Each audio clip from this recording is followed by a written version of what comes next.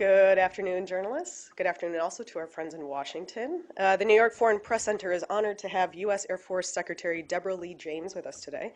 Secretary James leads a globally deployed force of nearly 660,000 active duty, Guard, Reserve, and civilian airmen, and she oversees the Air Force's annual budget of more than $139 billion.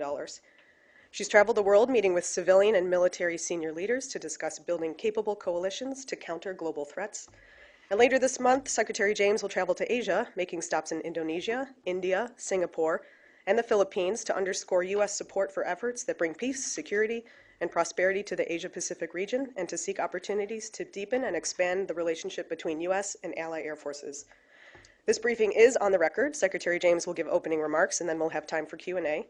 As always, please state your name and organization before asking your question, and wait for the microphone for the transcribers to hear you. And at this point, I'm happy to have Secretary James here with us, and we'll begin with her remarks. Great. Thank you so much, Melissa, and good afternoon, everyone. Thank you very much for turning out to spend some time with me this afternoon. Just a little bit more of a backgrounder, if I might, about my role in the U.S. defense establishment. As the Secretary of the Air Force, it is my job to provide the Secretary of Defense and ultimately up to the President of the United States with military options, options in the air, options in space, options in cyberspace. Basically, I'm responsible for what's called organizing, training, and equipping the Air Force. That is to say, I'm responsible for the people of the Air Force and the policies concerning those people, as well as the training they need to do their job today, as well as investing in the equipment of today, as well as the technologies of the future. Another part of my job involves working with air forces from partner nations and allies to strengthen our bilateral relationships, airmen to airmen. We value very much these close relationships because we know that we work best when we're part of an international team countering threats to global peace and security. And these relationships, believe me, are on display all around the world. So let me begin, if I might, with the situation in the Middle East, specifically in Iraq and Syria, where our Air Force is fully engaged with NATO partners and others throughout the region, and we're working together to eliminate a cancer called Daesh.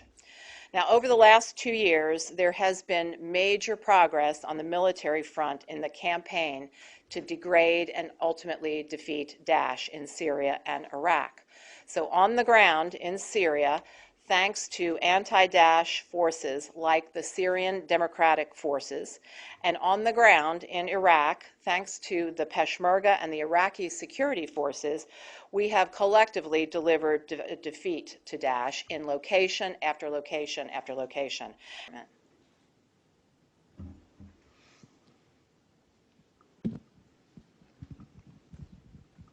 Thank you. I'm Ryohei Takagi from Kyodo News, Japan's newswire service. I would like to ask you about U.S. policy for nuclear weapons. It has been reported the White House is considering enacting the formal no-use policy, first no-use policy for nuclear weapons. What's your take on it? And secondly, could you confirm Japanese Prime Minister Abe conveyed his position against such kind of policy to U.S. officials? Thank you.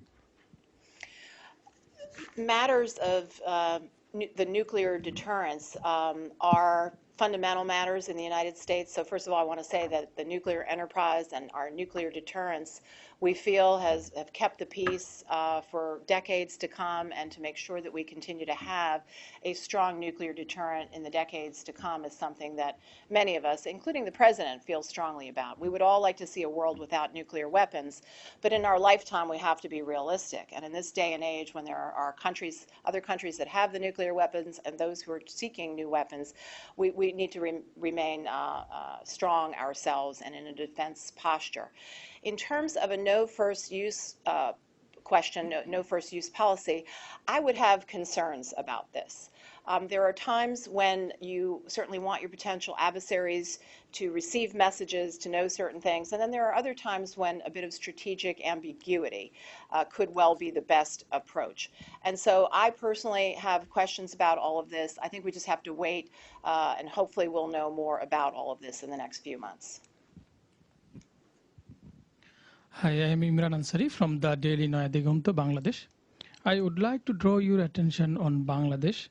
The last couple of months, we have seen several number of terrorist attacks in Bangladesh, including Holy Artisan attack in Gulshan, Dhaka. After each and every attack, the ISIS took the responsibility through their own media. But after that, we have seen the government denied this issue. Government tried to use these issues as a blame game. They try to use this issue to eradicate opposition party from the politics. They try to try to convict the opposition leaders. But international organization and international security expert said that this is the not of the issue of opposition party. And after the attack of Gulshan, opposition leader and former Prime Minister Khaleda Zia urges to national unity to defeat ISIS in Bangladesh.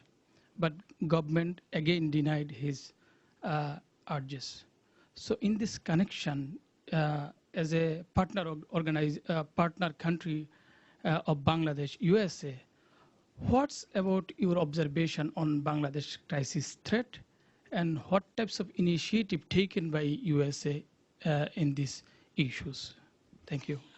I'm afraid I'm not an expert on the specifics of what is going on in Bangladesh, but I can tell you this.